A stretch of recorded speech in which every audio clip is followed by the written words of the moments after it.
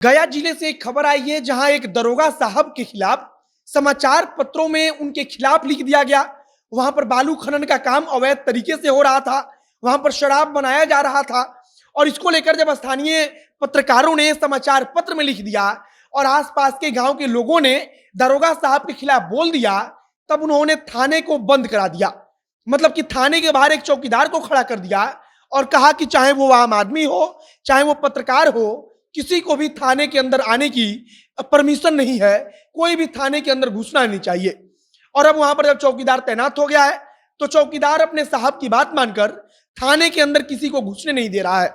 लेकिन अगर हम थाने की बात करें तो थाना या फिर किसी भी ऐसे सरकारी विभाग पर जनता का ही पहला अधिकार है और वहां पर जनता की सुविधा के लिए ही सारे कर्मचारियों को नियुक्त किया जाता है। तो फिर आखिर एक थानेदार ऐसा कैसे कर सकता है?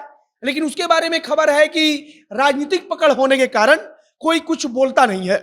और नमस्कार, मेरा नाम है मोहित कुमार सिंह और आप जनता जंक्शन देख रहे हैं। यह खबर गया जिले की है। गया जिले के अतरी थाना क्षेत्र, अतरी थाना की यह पूरी खबर है, जहां के बारे में बताया जा रहा है कि वहां के थानाध्यक्ष के खिलाफ स्थानीय समाचार पत्रों में स्थानीय पत्रकारों के द्वारा बालू खनन को लेकर लिख दिया गया था, जिसमें कह दिया गया था कि थानाध्यक्ष साहब सारी बातों को जानते हैं, लेकिन उसके बावजूद जो बालू खनन का काम है वो लगातार जारी है। इसके अलावा शराब को लेकर भी काफी प्रकार के सवाल उठा दिए गए और इस बात से दरोगा साहब इतने नाराज हो गए कि उन्होंने थाने पर गेट को पे ताला लगवा दिया और वहां पर एक चौकीदार को खड़ा करवा दिया और कह दिया कि थाने के अंदर घुसने की इजाजत किसी को नहीं है।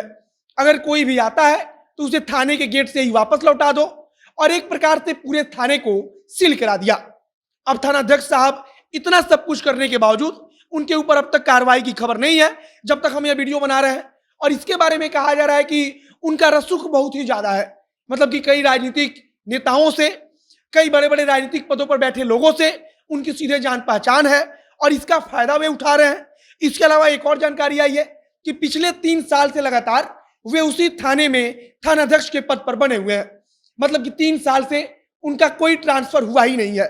और इसके बारे में भी कहा जा रहा है कि राजनीतिक पकड़ इतनी ज्यादा है कि कोई सरकारी ऑफिसर थानाध्यक्ष साहब के ट्रांसफर को लेकर सोच भी नहीं सकता, करना तो दूर की बात है। थाने के गेट पर तैनात किए गए चौकीदार का एक फोटो सामने आया है, जिसमें एक आदमी गले में गमछा डालकर और हाथ में खैनी मलते हुए वहां आराम से खड़ा है और इस बात का पहरा दे रहा है कि थानाध्यक्ष साहब ने आदेश दिया है कि गेट से थाने के अंदर कोई ना घुस पाए, तो इस बात को सुनिश्चित किया जाए कि गेट के अंदर कोई पत्रकार या कोई आम आदमी घुस ना पाए। अब सबसे बड़ा सवाल तो यह है कि अगर आम आदमी भी थाने के अंदर नहीं घुसेगा तो फिर उसे अगर किसी प्रकार की परेशानी होगी तो उसका मामला कहां दर्ज किया जाएगा, उसकी सुनवाई कहां होगी? इस मामले पर जब वरिष्ठ अधिकारियों से बातचीत की गई तब वहां के वरिष्ठ अधिकारी ने कहा कि ऐसा नहीं होना चाहिए था।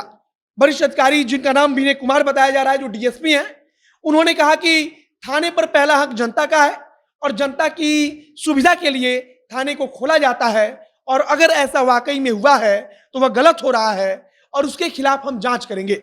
मतलब कि जांच की बात की जा रही है। लेकिन फिलहाल जब तक हम वीडियो बना रहे हैं तब तक की खबर यही है कि थानाध्यक्ष साहब के आदेश पर गेट के बाहर एक चौकीदार तैनात कर दिया गया है, जो किसी को भी गेट से अंदर थाने में घुसने नहीं दे रहा है। और यह सब कुछ सिर्फ इसलिए किया गया क्योंकि थानाध्यक्ष साहब इस बात पर नाराज हो गए कि उनके खिलाफ आसपास के गांवों में लोग यह कह रहे हैं कि उनके देखरेख में शराब बनाया जा रहा है या फिर उनके क्षेत्र में बालू का अवैध खनन जोरों शोरों पर हो रहा है। बाकी आगे अगर उस थानाध्यक्ष पर कार्रवाई को लेकर किसी प्रकार का कोई अपडेट आता है, कोई नई जानकारी आती है, तो उसे हम आप तक पहुंचाएंगे।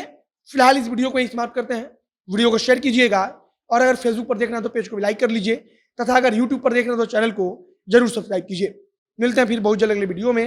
कैमरे पीछे खड़े ओम प्रकाश और मैं मोहित कुमार सिंह। बहुत बहुत धन्यवाद।